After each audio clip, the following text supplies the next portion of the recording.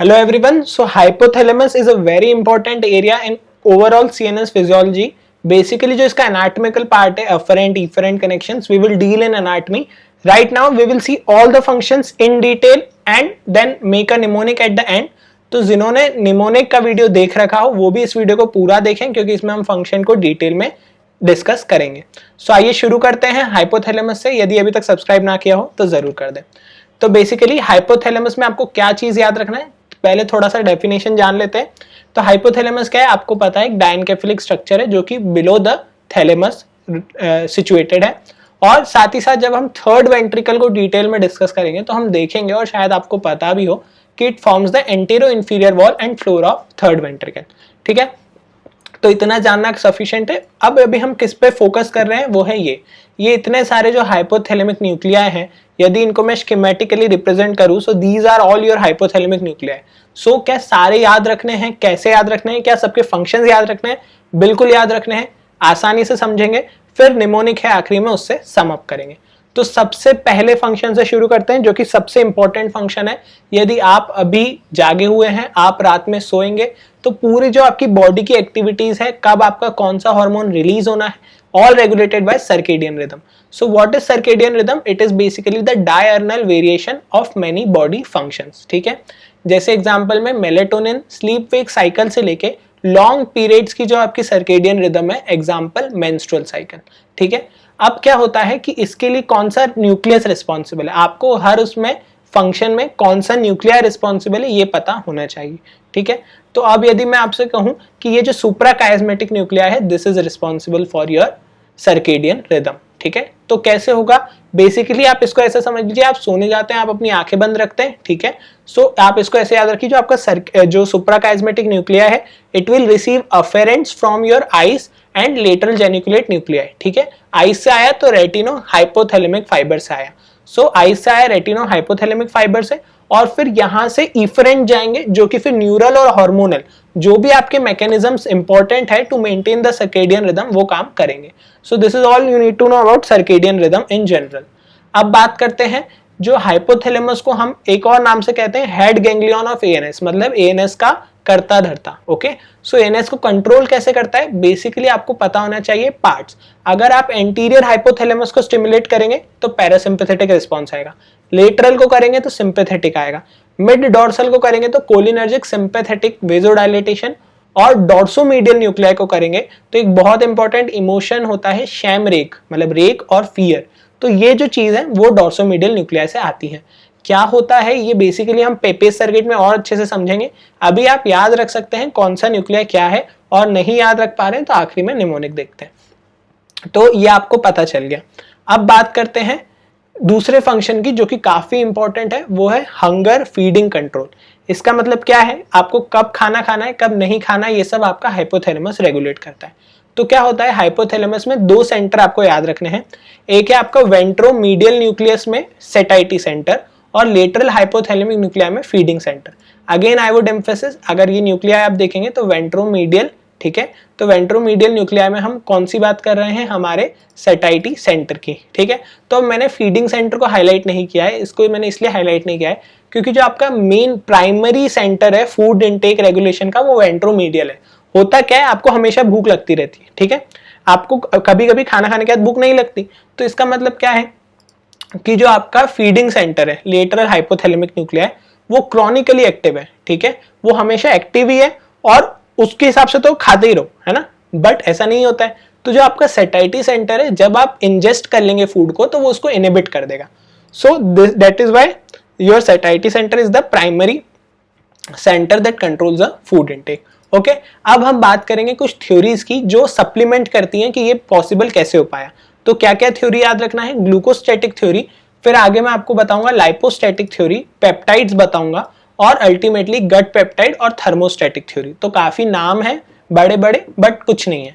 तो बेसिकली शुरू करते हैं हम सबसे पहले ग्लूकोस्टैटिक थ्योरी से. तो ग्लूकोस्टैटिक थ्योरी क्या कहती है, जो आपके वेंट्रोमीडियल न्यूक्लियाई हैं उनमें ऐसी क्या खासियत है कि बस वो ही सेटाइटी सेंटर का काम कर रहे हैं या कहीं ना कहीं ग्लूकोज को सेंस कर पा रहे हैं, क्योंकि उनमें होते हैं ग्लूको रिसेप्टर्स. ठीक है, तो ये चीज आपको पता होना चाहिए. तो now what happens is basically आपके जो वेंट्रोमीडियल न्यूक्लियाई के सेल हैं वो उनके पास होते हैं ग्लूको रिसेप्टर्स, जिनको हम ग्लूकोस्टैट्स भी कहते हैं। और ये क्या करते हैं, जो आपका ग्लूकोज ब्लड ग्लूकोज लेवल है उसको ग्लूकोज को यूटिलाइज करते हैं और फिर उसकी एक्टिविटी गवर्न होती है। इसका मतलब क्या है, अगर सपोज करिए ग्लूकोज रिसेप्टर्स के पास जो सप्लाई है ग्लूकोज का वो इनएडिक्वेट है, तो अब ये सेटिस्फाई नहीं होंगे क्योंकि इनको ग्लूकोज चाहिए, तो इनकी एक्टिविटी कम रहेगी। तो फीडिंग सेंटर तो आपका एक्टिव है ही, तो फीडिंग सेंटर को अब कोई इनहिबिट नहीं कर सकता, तो feeding centre is unchecked and gets activated and individual is hungry. पर अगर ग्लूकोज रिसेप्टर सप्लाइड है सफिशिएंट ग्लूकोज से, तो उसकी एक्टिविटी इंक्रीज हो जाएगी, ठीक है, ऑब्वियस सी बात है। उसकी एक्टिविटी जहां इंक्रीज हुई वो फीडिंग सेंटर को इनहिबिट कर देगा और आपको सेटिस्फेक्शन की फीलिंग मिलेगी। So this is all you need to know about the feeding और सेटाइटी सेंटर, ठीक है। सो अब इसमें मैं आपको एक क्लिनिकल लीजन बताता हूं। बेसिकली आपको हर चीज क्लिनिकल रिलेटेड ही याद रखना है। डायबिटीज मेलिटस है, डायबिटीज मेलिटस में एक्सेसिव ईटिंग होती है। आप बोलेंगे क्यों सर, डायबिटीज में तो ब्लड ग्लूकोज बहुत हाई है, तो ग्लूको रिसेप्टर्स का काम हो जाना चाहिए। देखिए मैंने आपसे जो कहा था कि ग्लूकोज का कंसंट्रेशन होना ज्यादा जरूरी नहीं है, what is important is glucose utilisation. तो ऑल्दो डायबिटीज में ब्लड ग्लूकोज काफी हाई है, एग्रीड, बट ग्लूकोज यूटिलाइज नहीं हो पा रहा है बिकॉज इंसुलिन डेफिशिएंसी है। तो इसी कारण से जो आपके वेंट्रोमीडियल न्यूक्लियस है उसकी एक्टिविटी वापस से कम हो जाएगी और इंडिविजुअल को भूख लगती रहेगी, लीडिंग टू पॉलीफेजिया, ठीक है। तो आपको याद रखना है कि ये बहुत स्पेशल प्रॉपर्टी है वेंट्रोमीडियल न्यूक्लियाई के ग्लूको रिसेप्टर की, जिनको इंसुलिन चाहिए होता है। बाकी आपके ब्रेन सेल्स में जहां भी ग्लूकोज रिसेप्टर होते हैं उनको इंसुलिन नहीं चाहिए होता यूटिलाइज करने के लिए। So this is very important. So आपको ये चीज समझ में आ गई।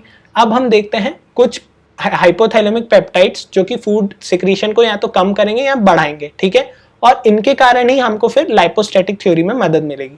तो क्या होता है, अगर आप जैसे एक चीज पहले हम ये देख लेते हैं, क्या होता है कि आपके जो अल्फा 2 एड्रेनर्जिक रिसेप्टर, ये फार्मा में आप पढ़ेंगे, बेसिकली कई ऐसे ड्रग्स होते हैं ना जिनसे आप वेट लॉस के लिए लेते हैं या वेट गेन के लिए लेते हैं, आप अगर जिम जाते हो तो भूख बढ़ाने के लिए, है ना, तो वो सब चीज है। तो जो फूड इनटेक है वो बढ़ाता है अल्फा 2 रिसेप्टर अगर स्टिमुलेट कर दो, ठीक है, और बीटा 2 रिसेप्टर को स्टिमुलेट कर दोगे तो फूड इनटेक कम हो जाएगा। तो this is all you need to no.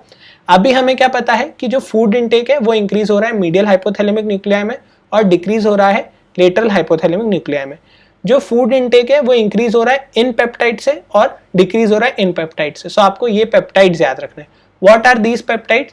These peptides are neuropeptide Y, orexin A and B, ghrelin, alpha MSH, CART, CRH और मेलोनाइल कोएंजाइम ए। सो अभी आपको ये चीज नहीं भी डिटेल में जाएंगे कि न्यूरोपेप्टाइड वाई आर्कुएट न्यूक्लियस से आया और एक्सिन ए एंड बी हाइपोथैलेमस में कहां से आया। अभी आप बस इतने नाम भी याद रखेंगे, दिस इज सफिशिएंट, ठीक है। अब इसको समझते हैं। बेसिकली क्या होगा, एक लाइपोस्टैटिक थ्योरी होती है। लाइपोस्टैटिक थ्योरी क्या कहती है कि जैसे ही आपका फैट डिपोजिशन इंक्रीज हुआ, ठीक है, तो आपका फैट डिपोजिशन इंक्रीज हो चुका है, तो अब आपको पता है फैट डिपोजिशन के कारण एक प्रोटीन बनता है, उसका नाम है leptin.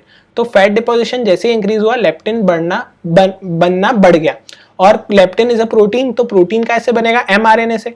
So via the transcription translation leptin का सिंथेसिस बढ़ा। लेप्टिन सर्कुलेटिंग प्रोटीन है, वो जाके एक्ट करेगा हाइपोथैलेमस में, और हाइपोथैलेमस जो है न्यूरोपेप्टाइड वाई की रिलीज कम हो जाएगी। तो अब आपको पता है न्यूरोपेप्टाइड वाई तो बढ़ा रहा था, तो न्यूरोपेप्टाइड वाई की रिलीज कम हो गई, तो मतलब जो फूड इनटेक है वो नहीं बढ़ा पाएगा, तो मतलब फूड इनटेक कम हो गया, ठीक है। तो मतलब ऑब्वियस सी बात है, यदि आपकी बॉडी में अच्छा खासा फैट डिपॉजिटेड है तो उस समय फूड इनटेक की जरूरत नहीं है। सो इसका मतलब हाइपोथैलेमिक जो फीडिंग सेंटर है आपके, वो फैटी एसिड और अमाइनो एसिड्स के लेवल को भी चेंजेस में बहुत इंपॉर्टेंस रखते हैं। Okay, so this is all need to be known. Again जहां जहां रेड है वो मतलब लीजन या कुछ बुरी बात है। तो अगर आपका लेप्टिन में कुछ भी एबनॉर्मेलिटी हो गई, प्रोड्यूस नहीं हो रहा, एक्ट नहीं कर पा रहा, तो अब फूड इनटेक बढ़ा हुआ रहेगा, तो ओबेसिटी हो जाएगी, ग्रेजुअल फैट डिपोजिशन बढ़ जाएगा। So obesity needs to be known.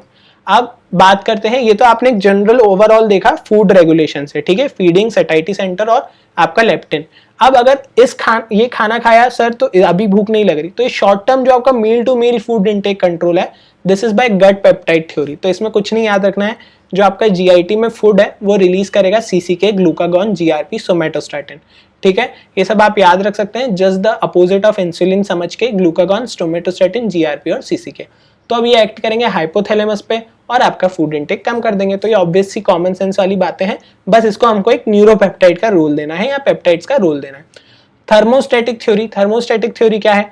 आपको पता है जैसे ही ठंड होती है आप यूजुअली बाहर जाते हैं मसालेदार चीजें खाने, है ना, गराड़े हो गए या जो भी बहुत सारी चीजें होती है, तो फॉल अगर होता है टेम्परेचर का तो कहीं ना कहीं फूड इनटेक की टेंडेंसी बढ़ जाती है, और राइज यदि होता है टेम्परेचर का तो फूड इनटेक की टेंडेंसी कम हो जाती है।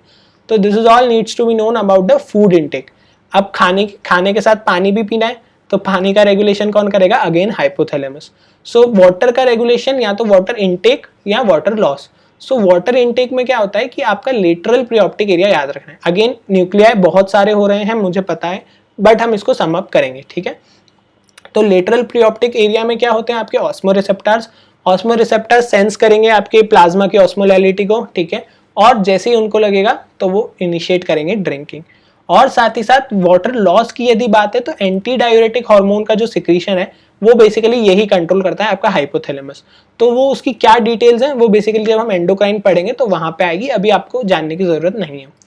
अब बात करते हैं अगला फंक्शन। तो अगला फंक्शन है बॉडी टेम्परेचर रेगुलेशन। अगेन यहाँ पे न्यूक्लियाई और सिर्फ न्यूक्लियाई याद रखने हैं मेनली। तो अगर आपका हॉट एनवायरनमेंट है बाहर तो एंटीरियर हाइपोथैलेमिक न्यूक्लियाई, और अगर कोल्ड एनवायरनमेंट है तो पोस्टीरियर हाइपोथैलेमिक न्यूक्लियाई। अब ये हैं ये कॉमन ऑब्जर्वेशंस हैं, आप ही मुझे बता दीजिए।